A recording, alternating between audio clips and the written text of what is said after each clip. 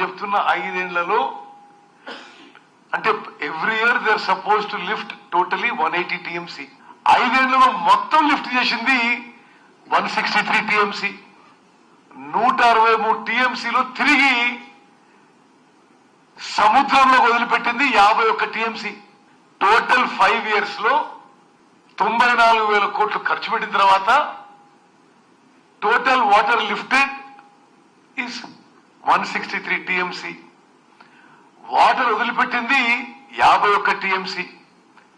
ఇది కాకుండా మరి రంగనాయక్ సాగర్ లో 1 టీఎంసీ, మల్లన్న సాగర్ లో 17 టీఎంసీ, మరి కొండపోచమ్మ దీంట్లోనే ఈ ఫిగర్ లోనే కొండపోచమ్మలో 15 టీఎంసీ స్టోరేజ్ పక్కన పెడితే నెట్ వాటర్ 75 టీఎంసీ.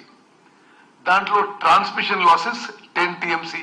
ఇది కన్సర్న్ చీఫ్ ఇంజనీర్ ఇచ్చిన ఫిగర్స్, అఫీషియల్ ఫిగర్స్ ఇవి. వాళ్ళు 5 ఏళ్ల పాటు ఇచ్చింది 6,50,000 అంటే ప్రతి సంవత్సరం 1,30,30,000 ఎకరాలు. అంటే స్టెబిలైజేషన్ కింద ఇంతే, కొత్త ఆయకట్ ఇంతే.